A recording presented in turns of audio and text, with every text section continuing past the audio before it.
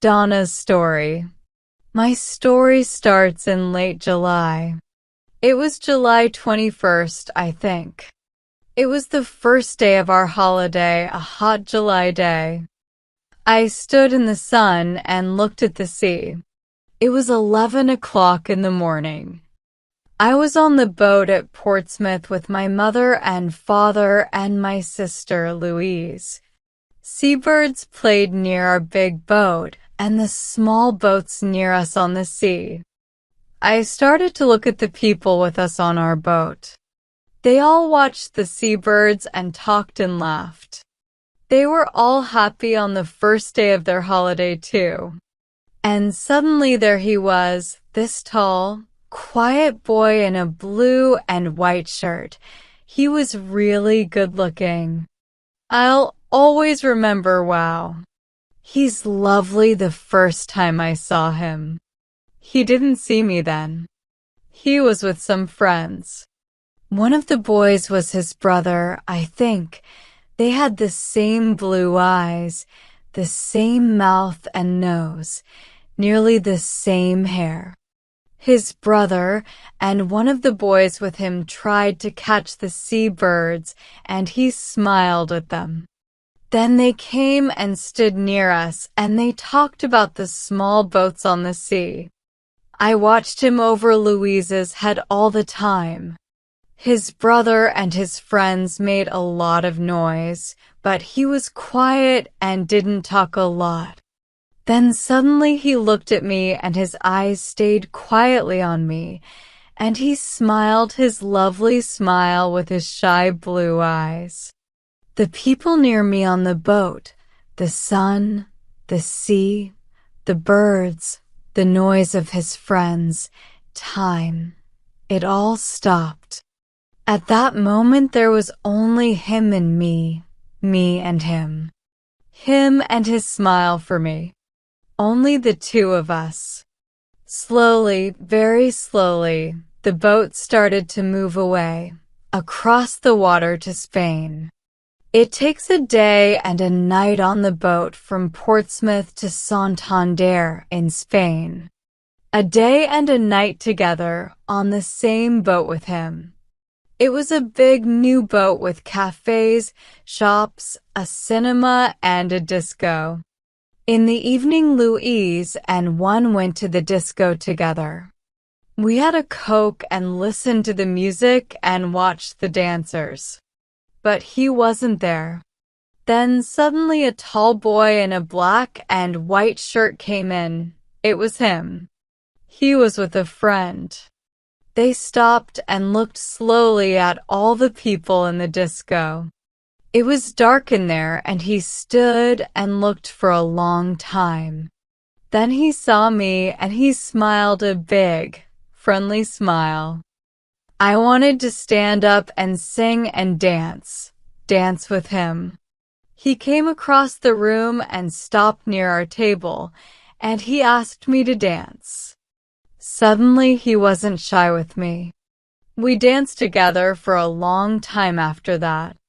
But then I looked up and there was a second tall boy in a blue and white shirt at the door of the disco, with the same eyes and the same mouth and nearly the same hair. But the boy near the door had that nice, quiet, shy face, not a big, open, friendly smile. Suddenly I knew. This was his brother with me on the dance floor, not him. I was with the wrong brother. He stood for a moment near the door and watched me and his brother on the dance floor with sad eyes. I wanted to run to him, to take his sad face in my hands and say sorry. He looked at me, then he went out quickly. I stopped dancing, walked back to my table and sat down. His brother started to dance with Louise. I didn't sleep that night. I thought about him all the time and listened to the noises of the boat and the sea. In the morning, I went to the cafe at 8 o'clock and waited there with my sister for a long time. I wanted to say sorry to him. I had 4 cups of coffee, and I don't really like coffee. But he didn't come. Where was he? Where was he? At 11 o'clock we arrived in Santander. I wanted to stop the boat. I wanted to stop the holiday. I wanted to go back to England. I only wanted to see him again, to talk to him, to ask his name. But he wasn't there. Mark's story. I started Spanish at school in September and I like it. We've got a good teacher, Old Webb. Mr. Webb, not Old Webb, my mother always says to me. He isn't old, you know. Old Webb, sorry. Mr. Webb always takes some people from our school to a place in Spain for the first 2 weeks of the holidays, every July. Old Webb is okay. Not bad, for a teacher. We were at Portsmouth with Old Webb, sorry, Mr. Webb, and Mrs. Webb. She's from Argentina. All the boys think she's good-looking, too. There were 6 of us with the Webbs, Harry Potts and his sister Sonia, Nick Atkins, he's a good friend, Sue Bellamy, she's clever, my brother Dave and me, we're 14 and we're good friends too, usually. There were hundreds of people on the boat. It was hot in the sun, a lovely day. People watched the sea and the small boats. I like being in the sun and thinking about the 2 weeks holiday in Spain. Old Webb started one of his stories about Argentina, but I didn't listen. I started to look at the people. And this girl was there, near me, a really good-looking girl with nice brown eyes and black hair. I'm really shy and I'm not very good with girls. I didn't talk to her then, but I watched her with her sister and her mother and father. Then they walked away and she smiled at me for a moment before they went. My brother Dave saw her, and he laughed quietly at my red face. I wanted to see her again, perhaps in the cafe at lunchtime, or perhaps in the cinema in the afternoon. But she wasn't there and I don't remember the film. In the evening we had a drink with Old Webb and lovely Lucrezia, that's our name for Mrs. Webb. After that Dave and Harry went to the disco. They wanted to meet some girls.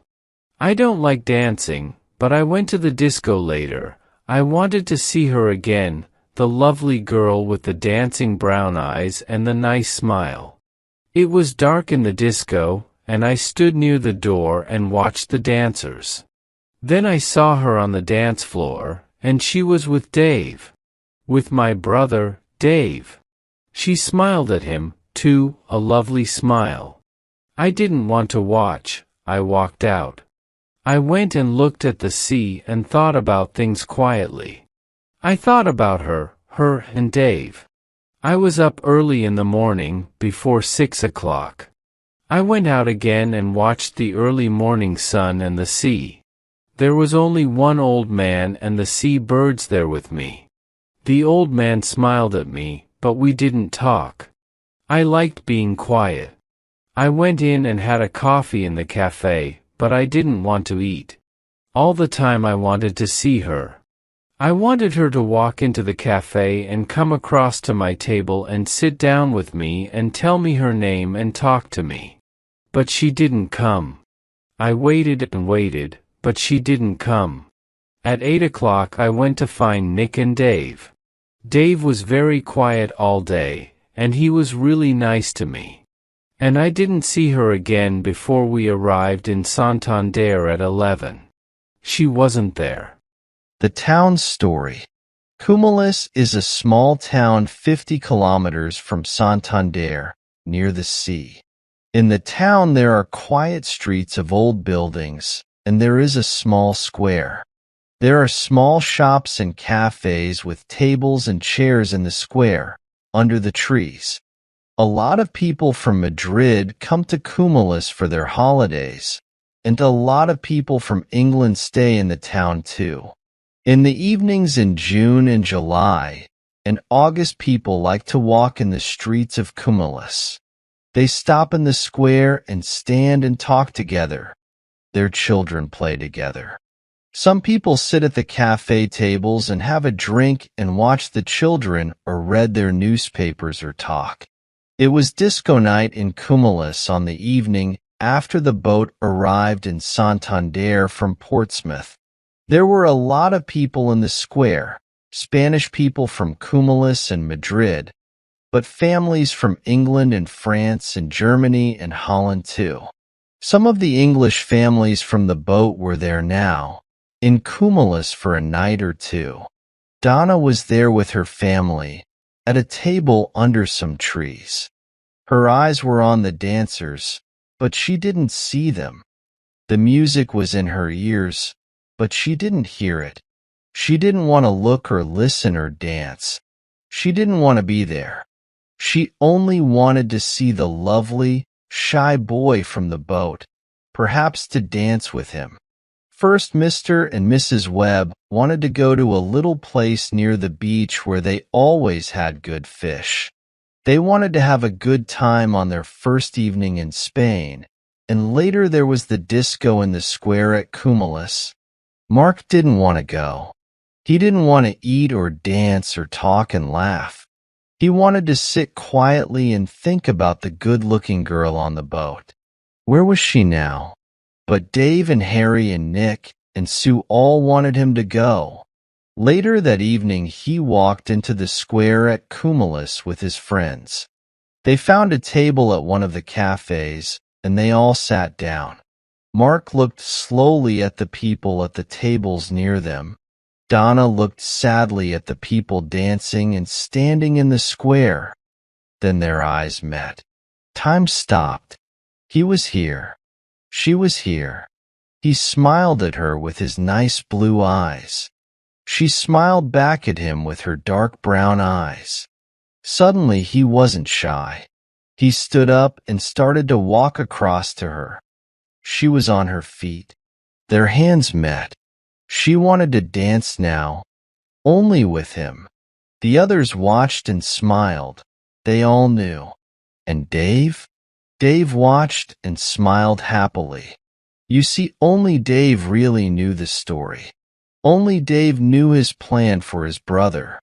And Donna and Mark started to dance. They were together.